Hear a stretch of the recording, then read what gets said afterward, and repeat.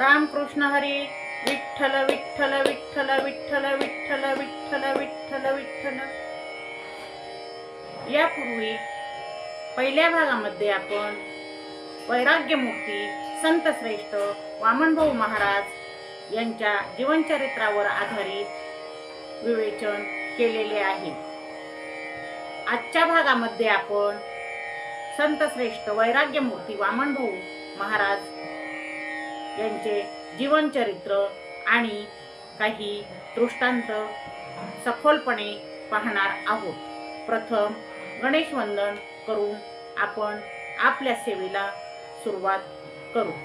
वक्रतुंड महाकाय सूर्यकोटी समप्रभ निर्विघ्नं कुरु मे देव सर्वकार्येषु सर्वदा. आता आपण शिवस्तुती करूया. कैलासराणा शिवचंद्रमोळी फणींद्र माथा मुकुटी झाळी कारुण्य सिंधू भव दुःखहारी तुझवीन शंभो मज कोण तारी तुझवीन शंभो मज कोण तारी. जय जय वामन संत महाराजा तुमची कृपा सो आम्हा माथा तुमची कृपा सो आम्हा माथा.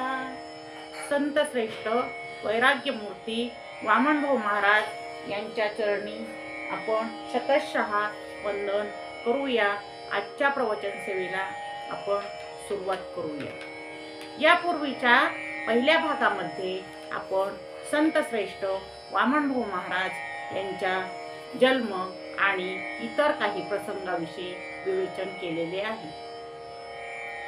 ज्यावेळी संत श्रेष्ठ वामनभाऊ महाराज यांचा जन्म झाला त्यानंतर 40 दिवसातच आई ही परलोकी निघून गेली आणि मच्छिंद्रनाथांनी साक्षात्कार केला.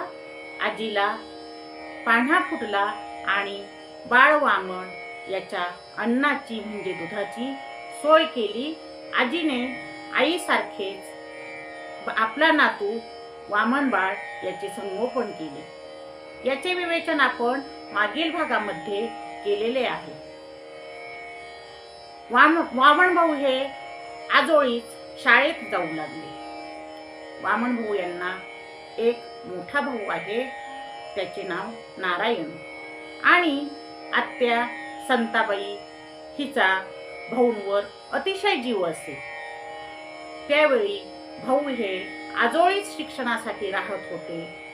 तेव्हा आत्या संताबाई आणि मोठे भाऊ नारायण हे वामनभाऊंना भेटण्यासाठी वारंवार येत असत. आत्या संताबाई या खूप प्रेमळ होत्या आणि त्या भाऊंवर खूप माया लावित असत. शिक्षणानंतर भाऊ जेव्हा त्यांच्या मूळ गावी फुलसांगवी येथे गेले तेव्हा चुलते तुकाराम यांनी त्यांना भजनाचा छंद लावला आणि भाऊ वेळोवेळी मंदिरात जाऊ लागले, हरिपाठ आणि नामस्मरण करू लागले. त्यावेळी भाऊंना माळ घातली. पुढे बंकट स्वामीजी हे कीर्तन करण्यासाठी तिंतरवणी या गावी आले. तेव्हा वामनभाऊ यांचे कीर्तन ऐकतानाचे हावभाव आणि चेहरा पाहून बंकट स्वामीजींनी त्यांना शिक्षणासाठी आळंदी येथे नेलेले आहे. आळंदी येथे वारकरी शिक्षण संस्थेत अभ्यासक्रम पूर्ण होऊन भाऊ हे पुन्हा इकडे आलेले आहेत. त्यावेळी त्यांनी आता गहिनीनाथगड येथे यादव बाबा महाराज यांच्या म्हणण्यानुसार गादीचा वारसदार म्हणून ते गहिनीनाथगड या ठिकाणी थांबलेले आहेत.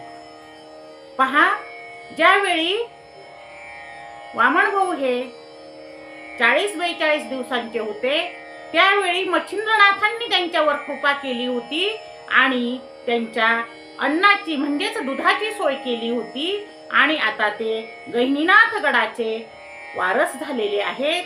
म्हणजे नाथ संप्रदायातील मच्छिंद्रनाथांचे शिष्य गोरक्षनाथ आणि गोरक्षनाथांचे शिष्य गहिनीनाथ यांच्या समाधीच्या ठिकाणी आता वैराग्य मूर्ती संत श्रेष्ठ वामन भाऊ हे सेवा करत आहेत आणि तेथील कारभार पाहत आहेत। ज्यावेळी रजाकारांची सत्ता होती त्यावेळी गहिनीनाथ समाधी ही गैबी देवस्थान म्हणून गणली जाऊ लागली।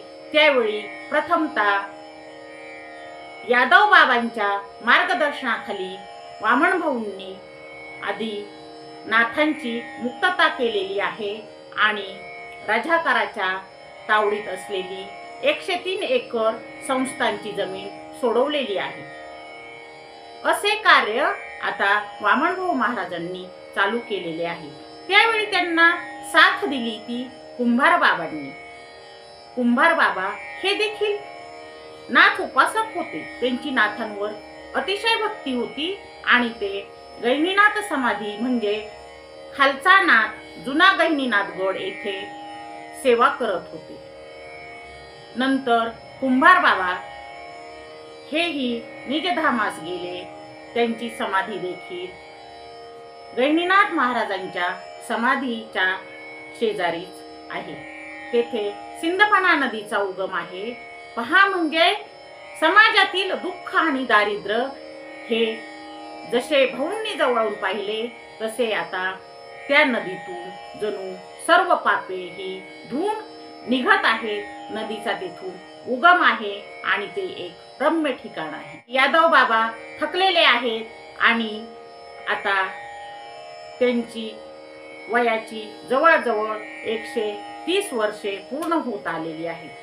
दोन्ही डोळ्यांनी अंध असलेले यादव बाबा महाराज यांनी आता सर्व कारभार हा वामन भाऊंच्या हाती दिलेला आहे आणि आता सर्व कामकाज हे वामन भाऊ महाराज पाहू लागलेले आहेत।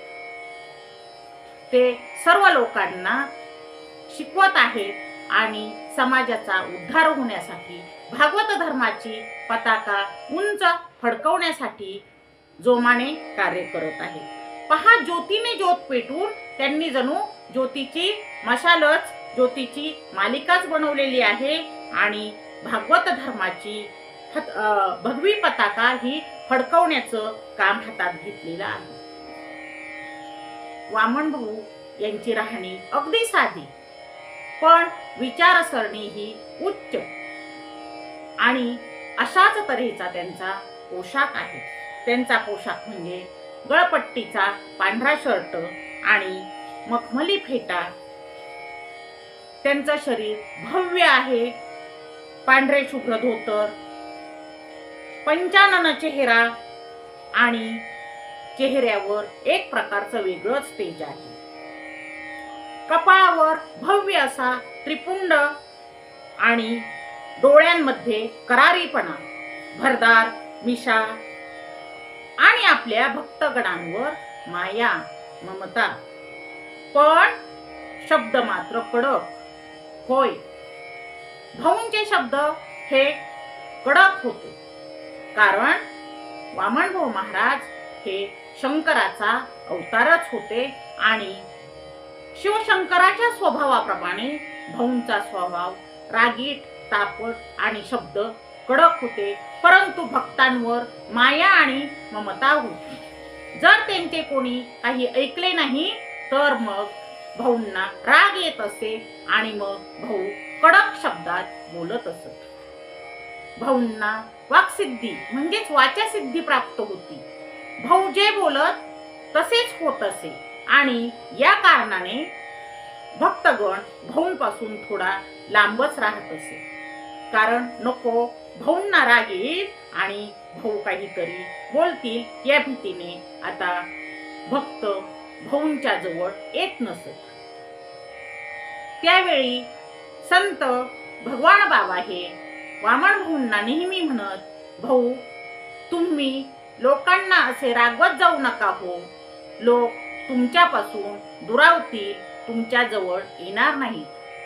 त्यावेळी भाऊ संत भगवान बाबांना सांगत म्हणत, अरे भगवान, या लोकांच्या भल्यासाठी मी सांगतो, यांना माझे साधे बोलणे कळत नाही, त्याला मी काय करू? आणि मग यांना ते बोलणे कळत नाही, म्हणून मग मी त्यांना ते कडक शब्दात सांगतो. त्यांना जर कडक शब्दात सांगितले तर यांना मात्र ते नक्की कळते, आणि म्हणून मी त्यांच्यावर असे कडक शब्दात बोलत असतो. परंतु त्यांच्याविषयी माझ्या मनात काहीही भाव नाही. त्यांच्याविषयी माझ्या मनात माया आहे आणि ममताच आहे. त्यावेळी प्रवासाची साधने म्हणजे बैलगाडी असे. सुंदर बैलजोडी, भालदार, चोपदार, काही सेवक आणि एखादं अनाथ असलेलं मूल असा लवाजमा भाऊंबरोबर असे. ते एका गावाहून दुसऱ्या गावी जात आणि लोकांना उपदेश करत, मार्गदर्शन करत आणि समाजाचे प्रबोधन करत असत. शिक्षणाविषयी तळमळ होती, गोडी होती. आपल्या मुलांना शिकवा हे पोटतिडकीने सांगणारे संत वामनभाऊ महाराज होते, आणि त्याप्रमाणे ते लोकांना सांगत असत आणि म्हणत असत की तुम्ही एकर विका पण मुलांना शिकवा. तुमच्याजवळ जरी धन नसले तरी तुम्ही काय करा, तुमच्यातली काही जमीन विका आणि मुलांना शिक्षण द्या, असं मार्गदर्शन वामनभाऊ महाराज समाजाला करत असत. गडाचं नाव लौकिक होत होता आणि आता समाज दिवसेंदिवस अधिकाधिक संख्येने गैनीनाथ गड या ठिकाणी येत असे. तेथे नेहमी चालू असणारे अन्नदान, तसेच कीर्तन, प्रवचन, भजन, नामस्मरण हा महिमा काही औरच होता, आणि तेथे लोक येऊन भगवंताचं नामस्मरण करत असत. लोकांना भक्ती मार्गाला लावायचं काम हे भाऊंनी केलेलं आहे, आणि नामस्मरणाचं महत्व भाऊंनी सांगितलेलं आहे. अशा प्रकारे भाऊ लोकांना मार्गदर्शन करत होते. भाऊंचे बोल हे लोकांना कसे वाटत, तर भाऊंचे बोल लोकांना कठोर वाटत. पण पहा, आपण अनेक संतांचे अभंग पाहिलेले आहेत, उदाहरण पाहिलेले आहेत. आपण काय करतो की ज्यावेळी लोक संतांचं ऐकत नाही त्यावेळी ते संत लोकांना, समाजाला कठोर सांगत असतात. तर जी संतांची राग असतो तो राग म्हणजे करुणा असते. त्या समाजाविषयी, त्या लोकांविषयी तळमळ असते, आणि म्हणून हे संत असणारे लोक तळमळीने बोलत असतात. पण ते लोकांना न समजल्यामुळे त्यांना राग येतो, आणि ते रागाच्या भावनेने लोकांपर्यंत जात असतात आणि त्यांना ते पोट तिडकीने बोलत असतात. म्हणून ते समाजाला वाटतं की संत हे रागाने बोलतात. मग संतांचा जो कठोरपणा असतो, त्या कठोरपणात देखील समाजाचं हित व्हावं हाच उद्देश असतो. भगवंतांनी भगवद्गीतेमध्ये 16व्या अध्यायात पहिल्या श्लोकात सांगितलेले आहे, अभयम सत्व संशुद्धी ज्ञान योग व्यवस्थिती दानम दमच्छ यज्ञच्छ स्वाध्यायस्तप आर्जवम. म्हणजेच भगवंत अर्जुनाला सांगत आहे की शुद्ध आचरण, ज्ञान, तप, कडक शिस्त ही संतांना असावी असं वाटतं. आणि मग संत वामनभाऊ महाराज हेही आपल्या कठोर शिस्तीने भक्तांना योग्य मार्ग दाखवत असतात. ते भक्तांना योग्य मार्गदर्शन करत असतात. असंच आहे, जसं भगवंत गीतेत सांगतात तसंच संत वामनभाऊ महाराज हेही लोकांना कडक शब्दात सांगत आहेत. कारण त्यांच्याजवळ जे शब्द आहेत, जी माया आहे, ती काही लोकांना कळत नाही, म्हणूनच ते त्या कडक शब्दांमध्ये लोकांना सांगत आहेत. मग संतांचा राग म्हणजेच ही करुणा आहे, आणि याचा उदाहरण भगवंत 3ऱ्या अध्यायात 25 नंबरच्या श्लोकामध्ये देत आहे. सक्ता कर्मण्य विद्वासा यथा कुर्वन्ति भारत कुर्याद् विद्वान् तथा सक्ता चिकीर्यो लोकसंग्रहम. म्हणजेच संतांचे जे कठोर वागणे आहे हे त्यांच्या करुणेचा एक भाग असतो. त्यांना भक्तांचे कल्याण करायचे असते आणि म्हणून ते योग्य मार्ग दाखवत असतात. अगदी कधी कधी ते कठोर सुद्धा होत असतात. जसे संत श्रेष्ठ वामन भाऊ महाराज सुद्धा कठोर होऊन लोकांना मार्गदर्शन करत असत, कठोर होऊन सांगत असत. कारण संत श्रेष्ठ वामन भाऊ महाराज म्हणजे समाजाचा वडील होते, बाप होते. आणि मग वडील मुलांना कसं शिकवतात, तर वडील मुलांना हे करुणी सायास शिकविती. ते कष्ट घेत असतात आणि ते सायास घेत असतात आणि मुलांना शिकवत असतात. मग वडील जसे मुलांना शिकवत असतात त्याचप्रमाणे संत श्रेष्ठ वामन भाऊ महाराज हे सुद्धा वडिलांच्या भूमिकेतून समाजाला शिकवत आहेत, मार्गदर्शन करत आहेत, उद्बोधन करत आहेत, प्रबोधन करत आहेत. ते म्हणत आहेत की तुम्ही शिका, पण गोड शब्द न कळल्यामुळे त्यांना कठोर शब्दात समाजाला सांगावे लागत आहे, समाजाला मार्गदर्शन करावे लागत आहे. आणि अशा प्रकारे ते समाजाचं उद्बोधन करत आहेत, त्यांना सद्विचाराचं महत्त्व सांगत आहेत, नामस्मरणाचं महत्त्व सांगत आहेत. वामन भाऊ महाराज यांची कीर्ती दिवसेंदिवस वाढत आहे आणि लोकही गहिनीनाथगड या ठिकाणी आता जास्त प्रमाणात येऊ लागलेले आहे. 1932 या सालची विजयादशमी आहे आणि या दिवशी यादव बाबा महाराज हे निवर्तले आहेत, त्यांचं देहावसान झालेलं आहे. त्यावेळी संत श्रेष्ठ वामन भाऊ महाराजांना खूप दुःख झालेलं आहे आणि आपले गुरु गेले याचं दुःख त्यांना झालेलं आहे. त्यावेळी यादव बाबा महाराज यांचं वय आहे 140 वर्ष.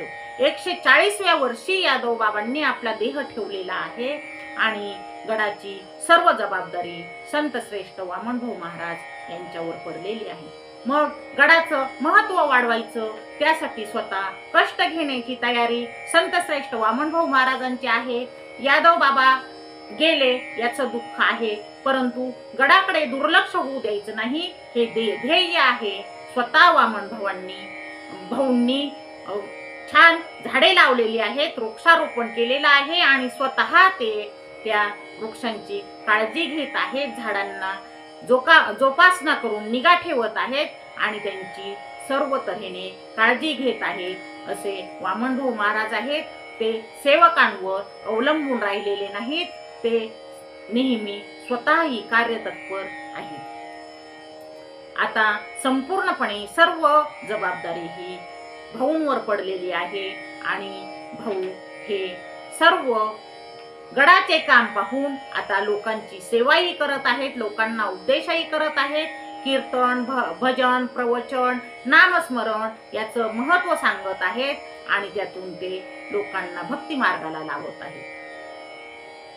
वेगवेगळ्या गावातील लोक गहिनीनाथ गडावर येत आहेत आणि अनेक तरुण सुद्धा येत आहेत. मग तरुणांना ते आध्यात्मिक शिक्षणासाठी वारकरी शिक्षण संस्थेत आळंदी येथे पाठवत आहे. अशा प्रकारे शिक्षणाचे कार्यही चालू आहे आणि समाजाचा उद्धार करायचं कार्य हाती घेतलेलं आहे. भागवत धर्माची पताका फडकवण्याचं कार्य अविरतपणे चालू आहे. अशातच वामन भाऊ यांचे एक मित्र आहेत. वामन भाऊ पूर्वी वडगाव या गावी राहत असत आणि तेथील आबाजी बडे नावाचे मित्र आहेत. त्यांचे लग्न होते आणि ते वामन भाऊ महाराजांना भेटण्यासाठी गहिनीनाथ गडावर येतात. आपल्या पत्नी समवेत आबाजी बडे हे भाऊंकडे येतात. तेव्हा भाऊ त्यांच्यावर रागावतात आणि सांगतात, अरे मित्रा, तुझे लग्न आहे झाले आणि ते तुम्हाला सांगितले देखील नाही का बरे? होय भाऊ, चूक झाली, थोडे गडबडीतच झाले आणि तुम्हाला लग्न झालेले माहित नाही, म्हणूनच आता मी तुमच्या दर्शनासाठी आलो आहे. तेव्हा आबाजी बडे हे भाऊंचे दर्शन घेतात. आबाजी बडे यांच्या पत्नी राधाबाई ह्या देखील दुरूनच भाऊंचे दर्शन घेत आहेत. कारण भाऊंना पहिल्यापासून विषयी मनात थोडीशी चिडच आहे आणि ते स्त्रियांना कधीही जवळून दर्शन घेऊ देत नाही. अशा प्रकारे आता मित्रावरचा राग गेला आहे, परंतु ते मित्राकडून एक वचन घेतात. म्हणतात, आबाजी आता तू लग्न केलंयस ना, मग मी तुझ्यावर रागवणार नाही, पण तुला जेव्हा पहिला मुलगा होईल तो मुलगा मला देशील ना? होय भाऊ, आपण मित्रच ना. माझा मुलगा काय आणि तुमचा काय? मला जो पहिला मुलगा होईल तो मी तुम्हाला देईन. 1933 सालची गोष्ट आहे आणि आबाजी बडे यांना मुलगा होतो. त्यावेळी स्वतः वामनभाऊ महाराज हे वडगावी जातात आणि 5वीच्या दिवशी मुलाचे नामकरण होते. तेव्हा भाऊ स्वतः मुलाचे नाव ठेवतात गोरक्ष. हे नाव भाऊ ठेवतात. बाळ थोडे मोठे होते आणि नंतर त्याच्या शिक्षणाचा सर्व खर्च हे स्वतः भाऊ उचलत आहेत. ठरल्याप्रमाणे आबाजी बडे यांनी भाऊंना आपला मुलगा गोरक्ष हा दिलेला आहे. हेच हरिभक्तीपरायण संत गोरक्षनाथ महाराज पुढे गहिनीनाथ गडाचे वारस होत आहेत. ह्याविषयीचा कथाभाग नंतर आहे. पहा आता वामनभाऊ महाराज यांची कीर्ती दिवसेंदिवस वाढत आहे आणि त्यांचे कार्य चालूच आहे. ते वेळोवेळी अनेक लोकांना मार्गदर्शन करत आहेत, अनेक गावांचे दौरे करत आहेत आणि ते वेगवेगळ्या ठिकाणी भजन कीर्तन प्रवचन करून लोकांना मार्गदर्शन करत आहेत. त्यांनी सप्ताहाचे नियोजन केलेले आहे. 1946 साली पहिला नारळी सप्ताह डोईठाणे येथे सुरू केलेला आहे. त्यांचा जो वार्षिक सप्ताह आहे तो हनुमान जयंतीला म्हणजे चैत्र पौर्णिमेला प्रारंभ होत असतो. भाऊंच्या सप्ताहाचे एक वैशिष्ट्य आहे की तेथे प्रत्येक जण हा काम करत असतो. आपलं काम आपण करायचं ही एक नैसर्गिक शिस्त आहे आणि एक आदरयुक्त भीती सुद्धा आहे. असं भाऊंचा दरारा आहे, भाऊंचा वचक आहे. सप्ताह चालू झालेले आहेत, कार्यही चालू आहे, परंतु जे उपदेश आहेत ते उपदेश देखील चालू आहेत. पहा, संत तुकाराम महाराज यांनी म्हटलेलं आहे, त्यांनी सुद्धा कठोर उपदेश अभंगातून केलेला आहे. बोलावया संत कठीण करीती उद्धार जनांचा. त्यांचा अभंग आहे. ते म्हणतात की संत हे कठोर बोलतात. असं समाजाला वाटतं संत कठोर बोलतात, पण ते भक्तांचे हितचिंतक असतात. आपल्या भक्तांचं कल्याण व्हावं असं सर्व संतांना वाटत असतं. तसेच संत नामदेव महाराज हे सुद्धा एका अभंगातून म्हणतात, क्रोध केला संतांनी फक्त हित पाहुनी, जैसा सागर उठला ज्वाळा मागुनी. म्हणजे राग हा सागराच्या लाटेसारखा असतो. तो भक्तांना योग्य मार्गदर्शन करत असतो, योग्य मार्ग दाखवत असतो. कारण राग हा योग्य असावा लागतो, तो योग्य त्या ठिकाणी यावा लागतो असं संत नामदेव महाराज हे म्हणत आहेत. समुद्राच्या लाटासारखा हा राग असावा असं त्यांचं म्हणणं आहे. त्याप्रमाणे वामनभाऊ महाराज यांचे देखील म्हणणे तसेच आहे. यांचा देखील राग तसाच आहे. त्यांनाही राग येतो, परंतु तोही राग जास्त काळ थांबत नाही. ते नेहमी भक्तांना मार्गदर्शन करत आहेत आणि उपदेश करून प्रबोधन करत आहेत. संत शांतीब्रह्म एकनाथ महाराज हे संतांचे निर्णय कसे कठोर असतात ते आपल्या अभंगात सांगत आहेत. परमार्था ठाई संत कठीण, परी अंतरी मृदू समाधान.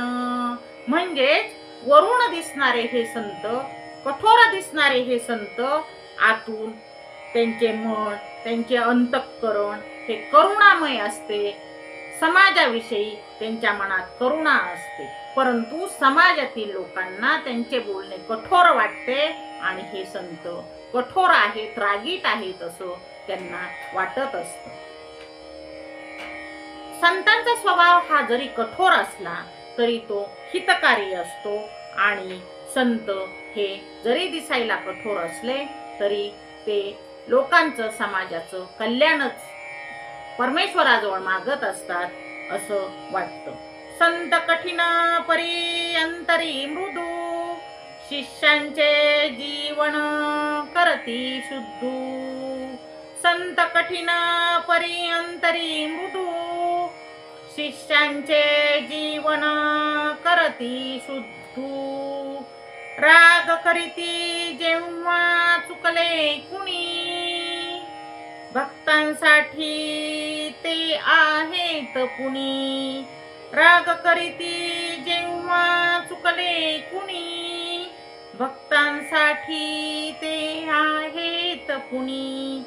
कधी कठोर कधी करुणामय, संतांचे बोल सती हिताय.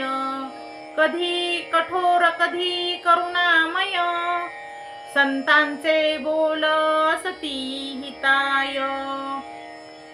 वर कठोर असणारे संत हे अंतःकरणाने मृदू आहेत आणि ते आपल्या सर्व शिष्यांचे, आपल्या सर्व भक्तांचे जीवन हे मृदू करत आहेत, मुलायम करत आहेत असं सांगणं आहे.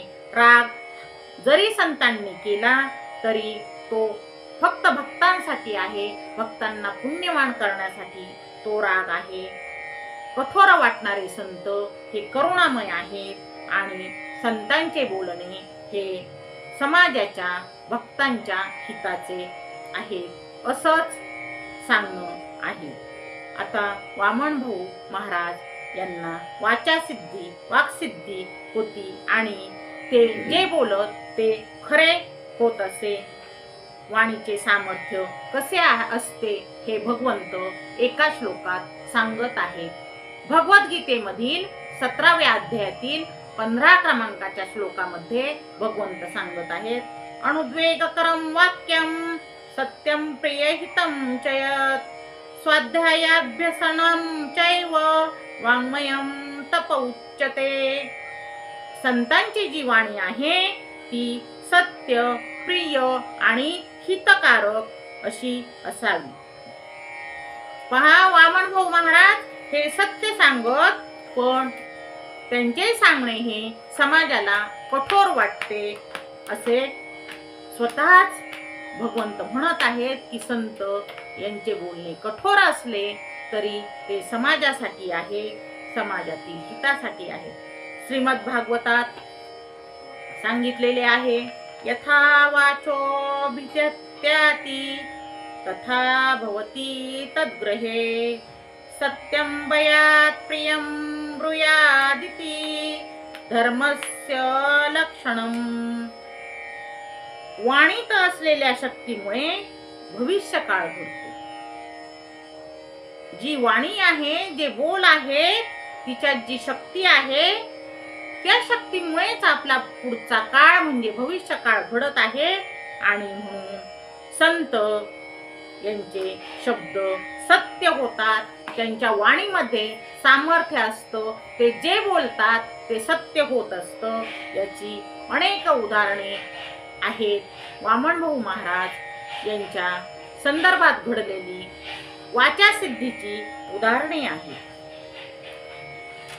एक वेळ भाऊ हे संसार कारखान्यावर गेले होते.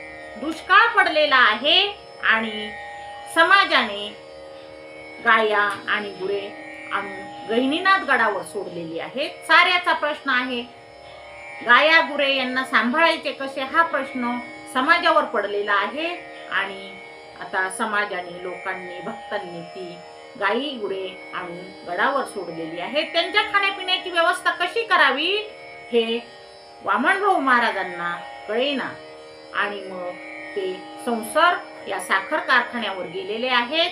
तेथे त्यांनी आपल्याला काही वाढे द्या, उसाचे वाढे जे जनावरांना चारा म्हणून उपयोगी पडतात, ते त्यांची मागणी भाऊंनी केलेली आहे.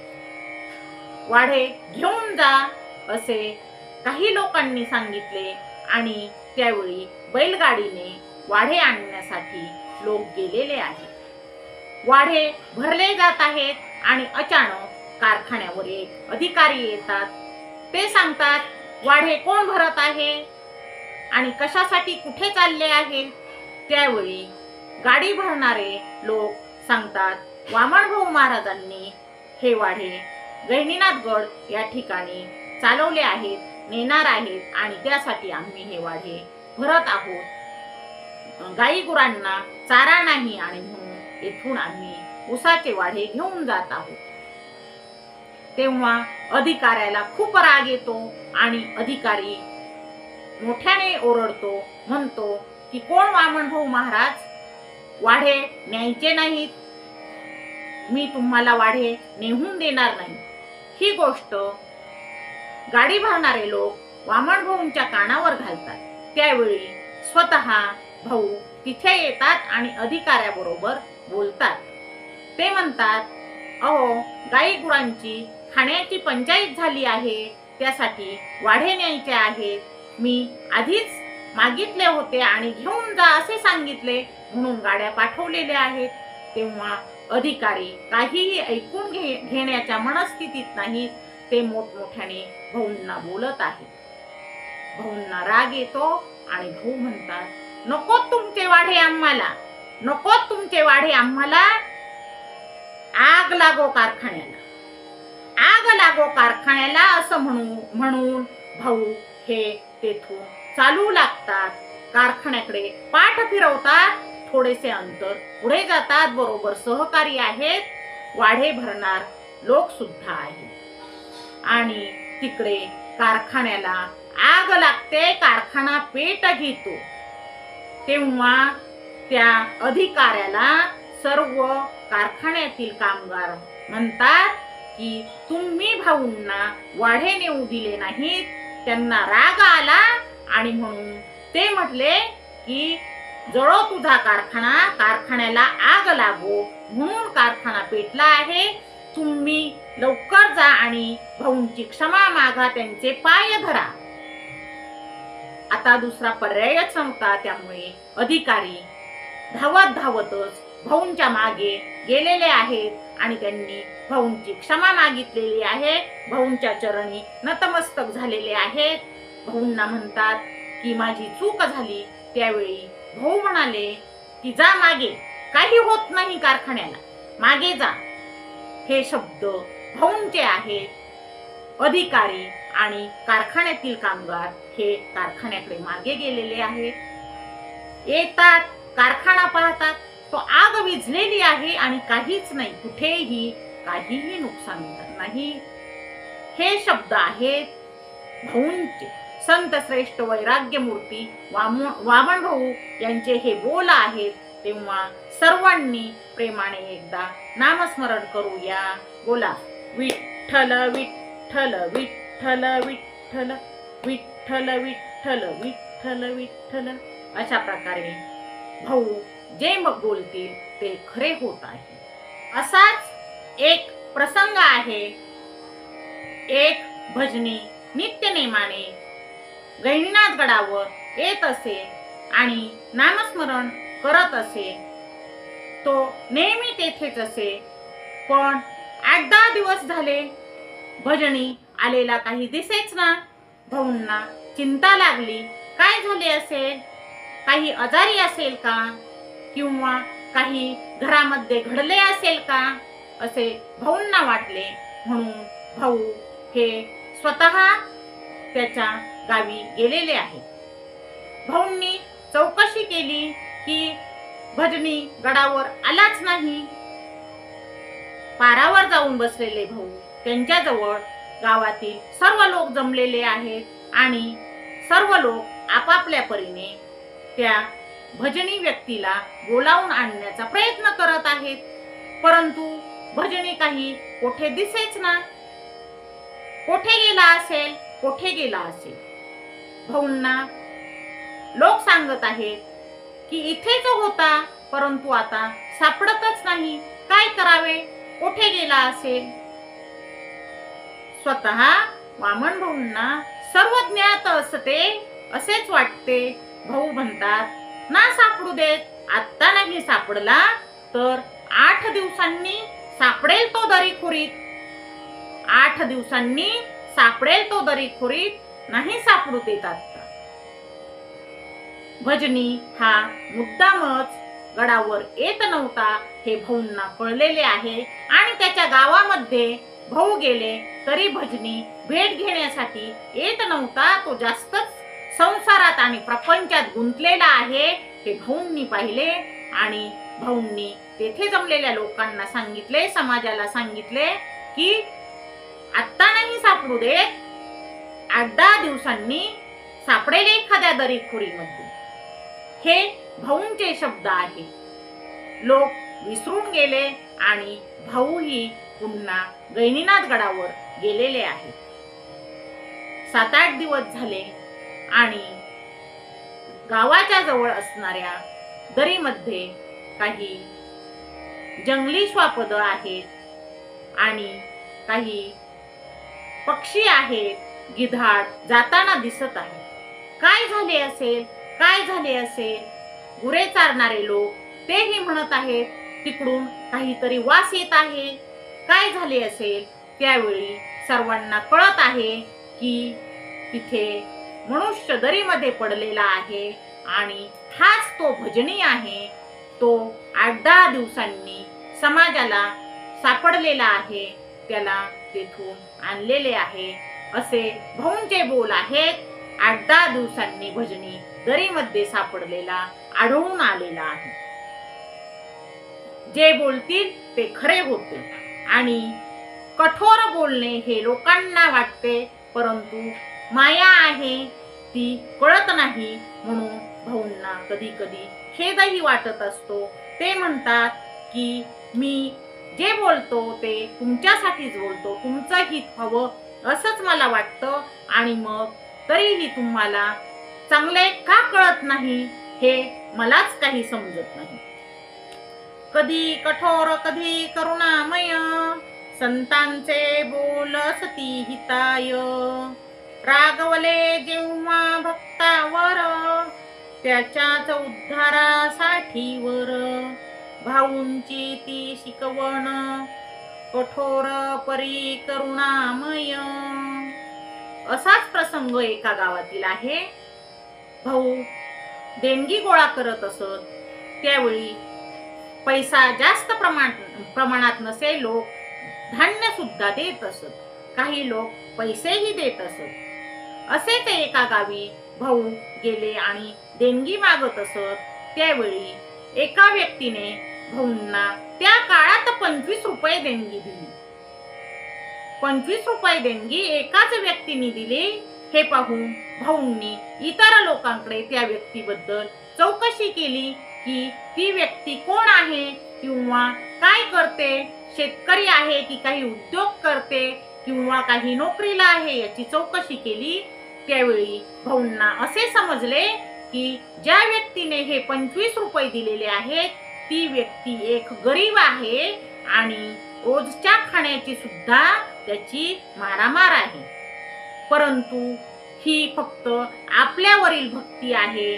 त्याने पै करून साठवलेले हे 25 रुपये आपल्याला देणगी म्हणून दिलेले आहेत हे लोकांकडून भाऊंना समजते. देणगी देऊन निघून गेलेली व्यक्तीला भाऊ बोलावून घेतात आणि सांगतात, बाबा तुझं कल्याण होईल. माझ्यावर जशी भक्ती ठेवलीस तशीच परमेश्वरावर भक्ती ठेव. हरिनाम घे, हरिपाठ म्हण आणि भजन कीर्तन प्रवचन श्रवण कर, मनन चिंतन कर आणि भगवंतावर विश्वास ठेव. पहा, थोडेच दिवसात त्या व्यक्तीला अनुभव येतो. गरीब असणारी ती व्यक्ती काही काळातच त्या गावामध्ये एक प्रतिष्ठित नागरिक होते आणि पैसा भरपूर येतो, उत्पन्न मिळू लागतं आणि शेत पाणी पिकू लागतं. असे अनुभव संतांचे आहेत. असे अनुभव संत श्रेष्ठ वामनभाऊ महाराज यांचे आहेत. नंतर ती व्यक्ती भाऊंना वेळोवेळी देणगी देत आहे आणि नेहमी गहिनीनाथगड या क्षेत्री जाऊन नाथांच्या समाधीचे दर्शन घेऊन भाऊंच्या चरणी लीन होत असे. असा महिमा वामनभाऊ महाराज यांचा आहे. कठोर जरी असले तरी प्रेमळ असणारे भाऊ आहेत. असेच एकदा काही लोक रस्ता तयार करण्यासाठी दगड आणत होते आणि त्या दगडाने भरलेल्या बैलगाड्या आणताना एका विधवा महिलेच्या शेतातून लोकांनी गाड्या आणल्या.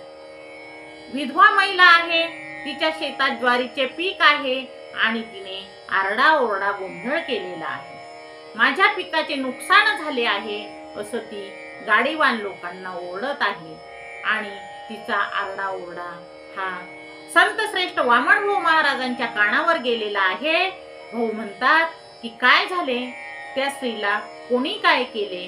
त्यावेळी गाडीवान लोक सांगतात की तिच्या शेतातून गाड्या आल्यामुळे तिच्या ज्वारीच्या पिकाचे नुकसान झाले आहे आणि म्हणून ती आरडत आहे, ओरडत आहे, गोंधळ घालत आहे.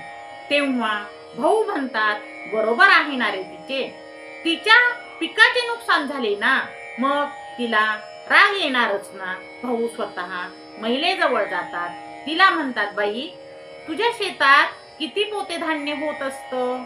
तेव्हा ती महिला म्हणते भाऊ 4-5 पोते ज्वारी होत असते, पण पहा ना कशी सर्व पिकाची नासाडी झाली. आता या वर्षी काही पीक येणार नाही. मी ही अशी विधवा, कोणाचा आधार नाही, काय करावं मी? तेव्हा भाऊ म्हणतात चिंता करू नकोस बाई, तुला या वर्षी दुप्पट धान्य होईल. त्या महिलेला भाऊंच्या वचनावर विश्वास बसत नाही. ती म्हणती भाऊ होऊ द्यात, आता नुकसान झालं मग स्वतः तुम्ही सांगता होऊ देत नुकसान, मी तरी काय करणार, पाहून घेईन भगवंत. आणि थोडे दिवसात पीक निघतं आणि स्त्रीला, त्या महिलेला, त्या विधवेला त्याच शेतामध्ये 10 पोते ज्वारी होते.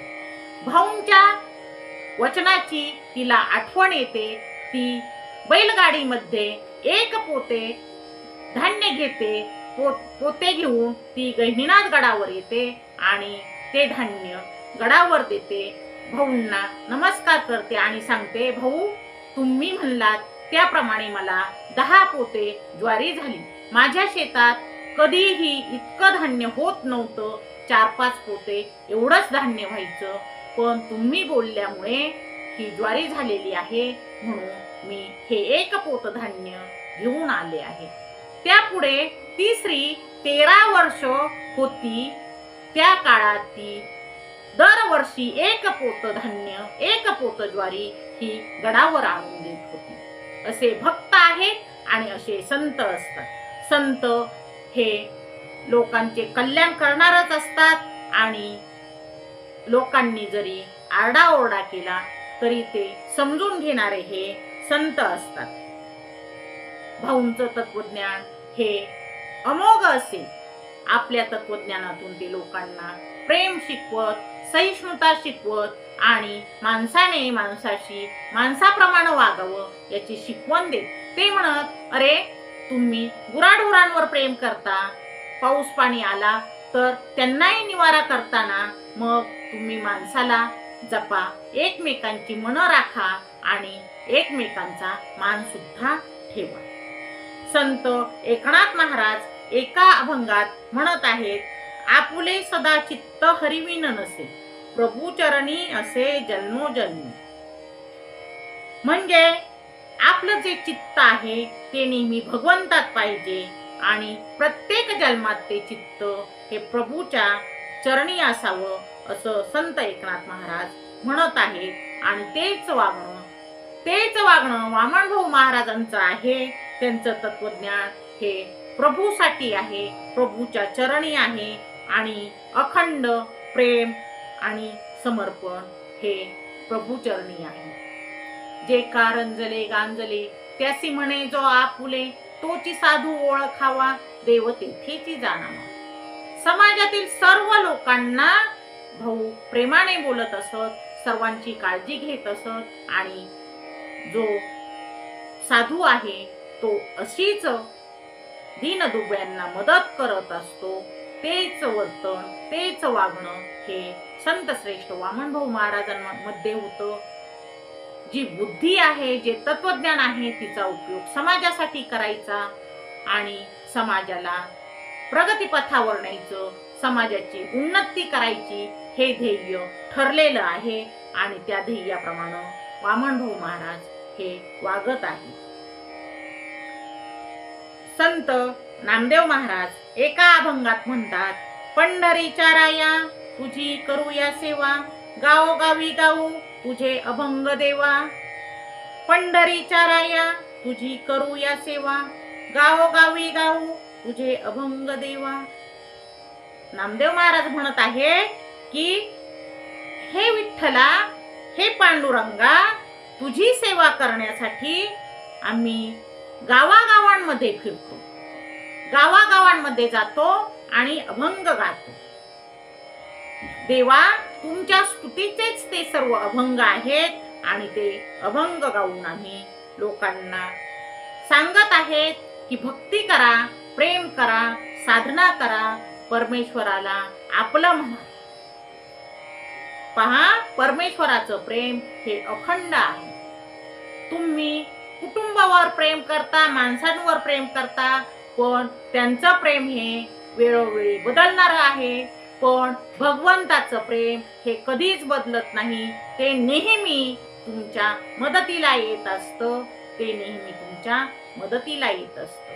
तेव्हा भक्ती करा आणि भगवंतावर प्रेम करा, भगवंताला भावपूर्वक तुम्ही पूजा करा, असं भाऊ सांगत आहे. पहा, दासी जणी आहे आणि तिला दळण दळण्याकरता, मदत करण्याकरता स्वतः पांडुरंग येत आहेत, विठोबा येत आहेत. ज्यावेळी दळण दळत आहेत त्यावेळी त्यांच्या अंगावरची शाल आणि त्यांचे मुकुट, इतर दागिने, माळा, वैजयंती माळा ह्या जणीच्या झोपडीतच राहिलेल्या आहेत.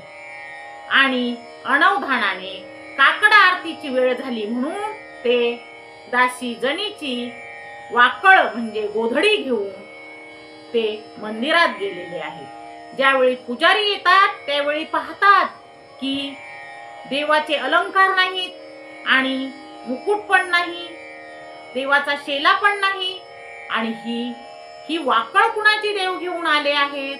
सर्व चोरी झाले आहे आणि ही फाटकी वाकळ देवावर पांघरून घातलेली आहे. मग शोध घ्या, शोध घ्या. त्यावेळी शोध घेतला जातो तेव्हा ती वाकळ ही दासी जणीची आहे हे समजतं. मग ती चोर आहे, ती चोर आहे असं ठरवलं जातं. मग दासी जणी ही देवाला आळवते, म्हणते, का रे देवा, रोज मला दळण दळू लागायला येत असतो, रोज मला गोवऱ्या थापू लागायला येत असतो, आणि आज कुठे गेलास तू देवा?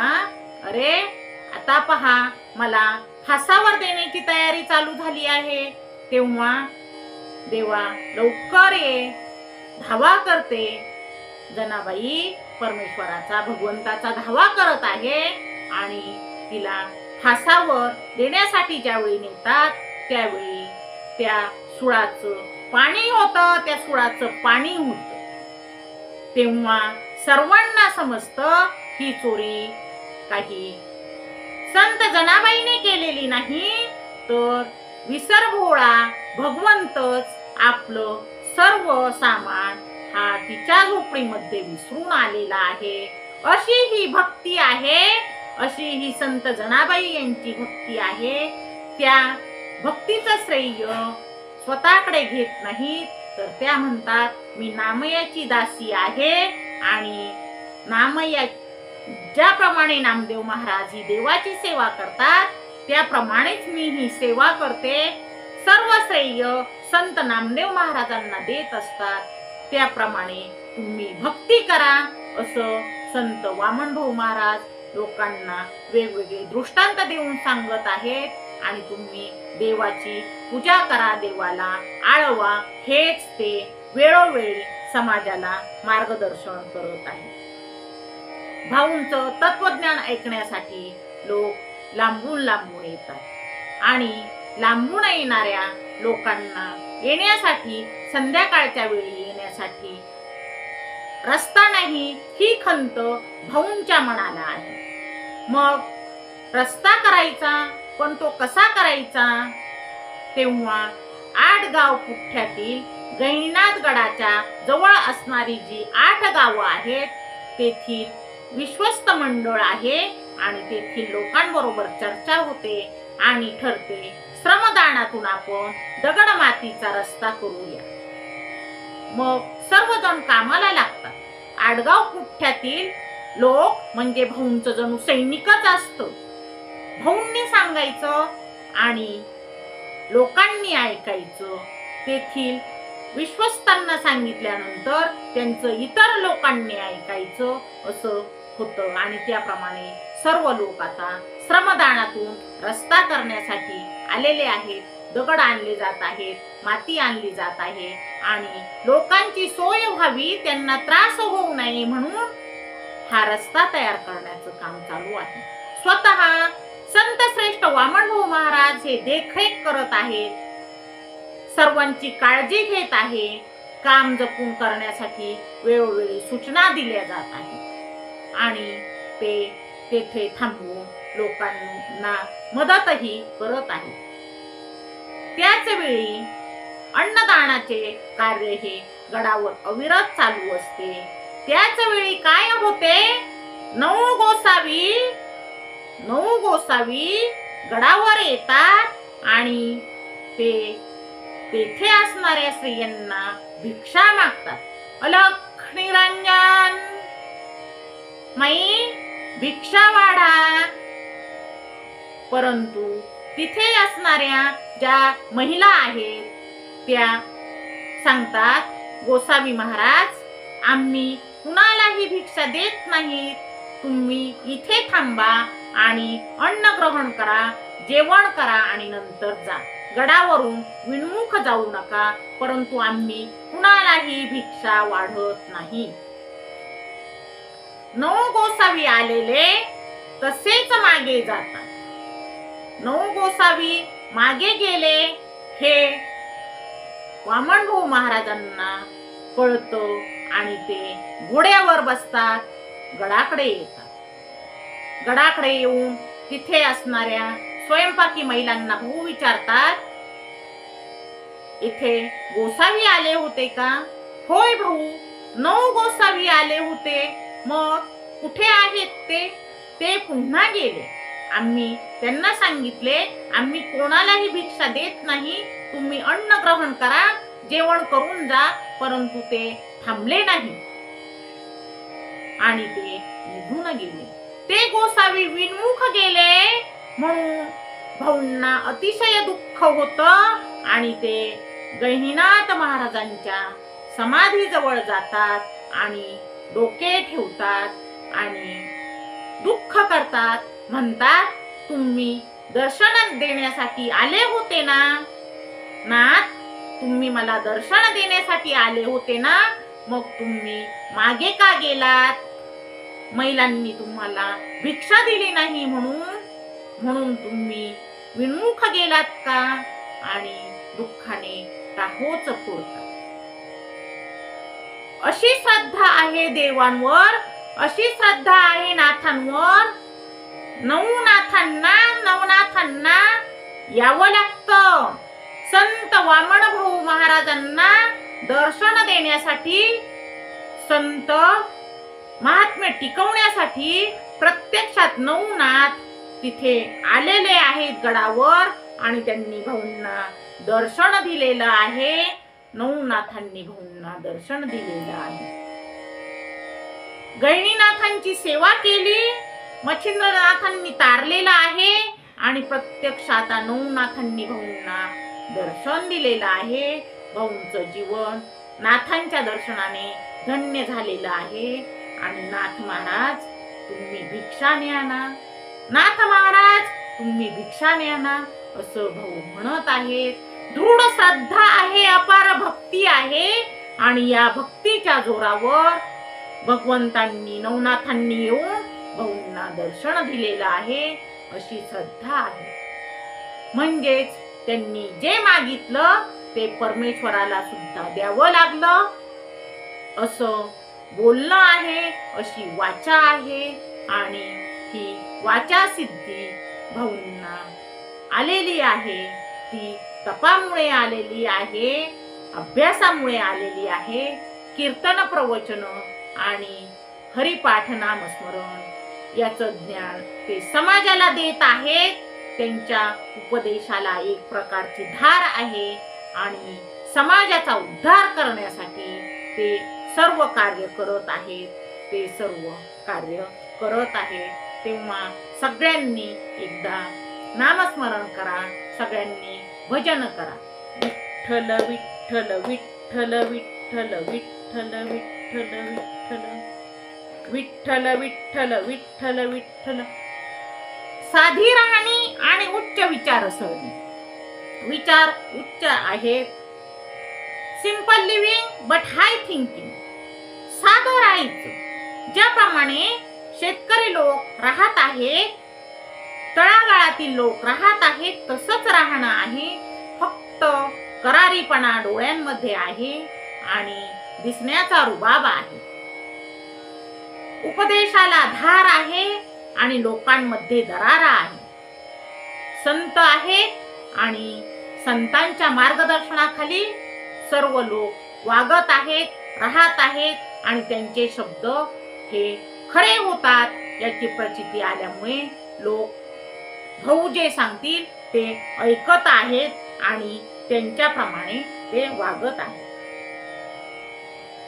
जो सज्जन भेटत आहे, जो सज्जन भेटत आहे त्याने आपलं जीवन धन्य झालं आहे असं लोक मानत आहेत आणि भाऊ जे सांगतील त्याप्रमाणे वागत आहेत, त्याप्रमाणे ते करत आहेत आणि बोलत आहेत.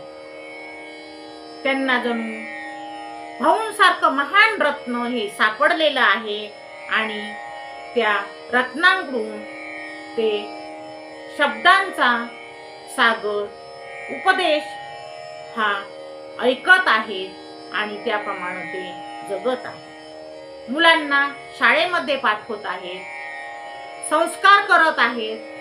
वारकरी शिक्षण संस्थेत अनेक मुलं गेलेली आहेत. तरुणांना व्यसनमुक्तीपासून लांब ठेवलं जात आहे. मद्यपान करू नका, मांसाहार करू नका आणि दुराचाराने वागू नका, हे भाऊंचे खडे बोल समाजासाठी आहे. ते म्हणतात पशुहत्या करू नका. वेगवेगळ्या गावी वेगवेगळ्या यात्रेमध्ये जी पशुहत्या आहे ती बंद करण्यासाठी प्रयत्न केलेले आहेत. मढी या ठिकाणी काणीफणात हे देवस्थान आहे.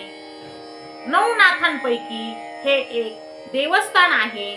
काणीफणात यांचा जन्मच हत्तीच्या कानातून झालेला आहे आणि ते देवस्थान मढी क्षेत्री आहे. तेथील वारी भाऊ कधीही चुकवत नसत. तेथे पशुहत्या होत असे आणि मांसाहाराचा नैवेद्य हा नाथांना दाखवला जात असे. मढी या ठिकाणी जाऊन भाऊंनी पशुहत्या थांबवलेली आहे.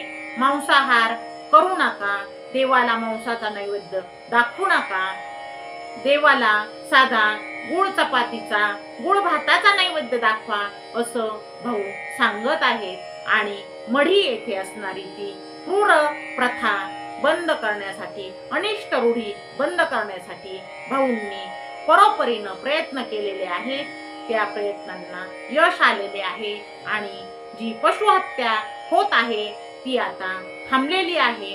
तेथे लोक खडीसाखर, गुळ चपाती, गुळ भात असा नैवेद्य, गोड नैवेद्य नाथांना दाखवत आहेत आणि तेथे यात्रेचं स्वरूप हे वेगळं आलेलं आहे. अशाच प्रकारे मोठा देवी या ठिकाणी सुद्धा पूर्वी पशुहत्या, बकरे कोंबडे यांचे बळी दिले जात असत आणि तेथे माता रेणुका देवीचे स्थान आहे. त्या ठिकाणी लेकरांचेच बळी मातेला चालतील का असं उद्बोधन भाऊ करत आहे. आईला तिचंच लेकरू मारून लेकराचाच रक्ताचा अभिषेक चालेल का असं भाऊ परखडपणे विचारत आहे. रेणुका माता हे एक प्रकट स्थान आहे. माता रेणुका ही नवसाला पावणारी आहे आणि तेथे असा तिच्याच लेकरांचा जर वध केला, त्यांचीच जर हत्या केली तर तो तिला कसा चालेल? तिचे मन त्या लेकरांसाठी काही तळमळत नसेल का असं भाऊ समाजाला विचारत होते आणि समाजाला त्या पशुहत्येपासून परावृत्त करत होते. नंतर हळूहळू पशुहत्येची प्रथा ही बंद झालेली आहे. तिथे गोड पुरणपोळीचा नैवेद्य दाखवला जाऊ लागलेला आहे आणि देवीच्या नामाचा जयघोष होऊ लागलेला आहे. रेणुका माता हे एक प्रकट देवस्थान आहे. तेथे पशुहत्या बंद होऊन गोड पुरणपोळीचा नैवेद्य सुरू झालेला आहे. ही किमया संतांचीच आहे. ही किमया संत वामन भाऊ महाराजांचीच आहे. ही किमया संत श्रेष्ठ वैराग्यमूर्ती वामन भाऊ महाराज यांचीच आहे. असे वेगवेगळ्या प्रसंगी वेगवेगळ्या गावांमध्ये जाऊन भाऊ मार्गदर्शन करत आहेत आणि त्याप्रमाणे ते आता लोकांना दुराचारापासून आणि अनिष्ट रूढी परंपरा यापासून दूर करण्याचा प्रयत्न करत आहेत. भाऊ म्हणतात देवावर श्रद्धा ठेवा. होय, श्रद्धा करायची, भक्ती करायची आणि भक्तिभावाने देवाला नमस्कारही करायचा, पण अतिश्रद्धा करायची नाही. कारण अतिश्रद्धा म्हणजे अंधश्रद्धा होते आणि अंधश्रद्धेने वागायचे नाही. हे भाऊंचं सांगण्याचं काम आहे आणि भाऊ ते समाजाला सांगत आहेत. ते लोकांना चांगल्या मार्गावर जगा, चांगल्या मार्गाने वर्तन करा असं सांगत आहेत आणि भाऊ हे लोकांबरोबर नेहमी सहवासात आहेत. त्यांच्या गाठीभेटी घेत आहेत. त्यांच्याकडे येणे जाणे करत आहेत. वेगवेगळ्या ठिकाणी सप्ताहांचे आयोजन चालू आहे. सप्ताह सुरू आहेत. सप्ताहामध्ये एक वेगळा स्वभाव आहे. सर्वजण पोट तिडकीने काम करत आहे. तेथे भजन, कीर्तन, प्रवचन, विष्णू सहस्रनाम, हरिपाठ आणि काकड आरती हे सर्व कार्यक्रम नियमितपणे होत आहेत. वेगवेगळे उपक्रम राबवले जात आहेत. समाजाचे प्रबोधन करण्यासाठी आणि त्यांचे उद्बोधन करण्यासाठी अनेक कार्यक्रमांचे आयोजन केले जात आहे. तसेच काही लोकांना मार्गदर्शन करून तेथे चांगले बनण्यासाठी माळा घालण्याचा प्रयत्न केला जात आहे. त्यांचे बोल ऐकून अनेक लोक भाऊंची माळ घालण्यासाठी पुढे येत आहेत. भाऊ, आता आम्हाला कळलेलं आहे, यापूर्वी आम्ही चूक केली आहे. तुम्ही आम्हाला माळ घाला. आम्ही आता मांसाहार करणार नाही. आम्ही आता मद्यपान करणार नाही. आम्ही कोणताही व्यसन करणार नाही. हे पोट तिडकीने लोक सांगत आहेत. ज्यावेळी कीर्तन होतं, प्रवचन होतं, त्यावेळी माळ घालण्यासाठी आता लोकांच्या रांगा लागू लागलेल्या आहेत आणि लोक भाऊंकडून माळ घालून घेत आहेत. भाऊंचा एक प्रकारचा दरारा लोकांवर आहे, समाजावर आहे आणि जरी दरारा असला तरी भाऊंवर असणारी भक्ती ही तितकीच आहे. लोक भाऊंवर तितकंच प्रेम करत आहेत आणि ते भाऊंकडे नेहमी दर्शनासाठी गडावर येत आहेत. श्रवण करण्यासाठी दूर दूरहून लोक येत आहेत. भाऊंचे बोल ऐकण्यासाठी लोक येत आहेत आणि लोकांना मार्गदर्शन करण्यातच ते भाऊ सुद्धा आपली धन्यता मानत आहेत. अशा प्रकारे भाऊंची कीर्ती दिवसेंदिवस वाढत आहे आणि गहिनीनाथ गडाचा महिमा देखील वाढत आहे. येणाऱ्या जाणाऱ्यांच्या संख्येत वाढ होत आहे. भाऊंची कीर्ती सगळीकडे पसरलेली आहे. महाराष्ट्रातून लोक येत आहेत. भाऊ सर्व समाजाला आणि येणाऱ्या भक्तांना आशीर्वाद देत आहेत. त्यांचे आशीर्वाद घेण्यासाठी लोक लांबून लांबून गहिनीनाथगड या ठिकाणी येत आहे. श्री क्षेत्र गहिनीनाथगड हे नाव सगळीकडे दुमदुमलेले आहे. सर्व भक्तगण वामनभाऊ महाराजांवर तितकीच भक्ती करत आहे आणि तितकीच भक्ती गहिनीनाथ महाराजांवर आहे. समाधीचे दर्शन घेतले जात आहे आणि कुंभार बाबा यांच्या समाधीचे दर्शन, यादव बाबा महाराज यांच्या समाधीचे दर्शन लोक भक्तिभावाने घेत आहे. तिथे येऊन धन्यता लाभत आहे. तिथे आल्यानंतर सर्व लोक प्रसाद घेत आहेत, अन्नग्रहण करत आहेत आणि लोक बाबांचे भाऊंचे आशीर्वाद घेत आहेत. नंतर ते परमेश्वराचे नामस्मरण करत करतच परमेश्वराच्या भक्तीत तल्लीन होऊनच पुन्हा मार्गस्थ होत आहेत, अशी भाऊंची देवावरील श्रद्धा आहे. आजच्या भागामध्ये आपण इथेच थांबूया आणि नंतर या पुढील भागामध्ये संत श्रेष्ठ वैराग्यमूर्ती वामनभाऊ महाराज यांच्या जीवनचरित्रातील आणखी काही घटना सविस्तरपणे विवेचन करूया. तोपर्यंत सर्वांनी बोला पुंडलिक वरदा हरी विठ्ठल. श्री ज्ञानदेव तुकाराम पंढरीनाथ महाराज की जय. ज्ञानेश्वर माऊली की जय. जगद्गुरु तुकाराम महाराज की जय. शांती ब्रह्म एकनाथ महाराज की जय. संत श्रेष्ठ वामनभाऊ महाराज की जय. संत भगवान बाबा की जय. संत गहिनीनाथ महाराज की जय. संत यादव बाबा महाराज की जय. गहिनीनाथ महाराज की जय. अखंड वारकरी श्री संत खंडोजी बाबा की जय. राम कृष्ण हरी राम कृष्ण हरी राम कृष्ण.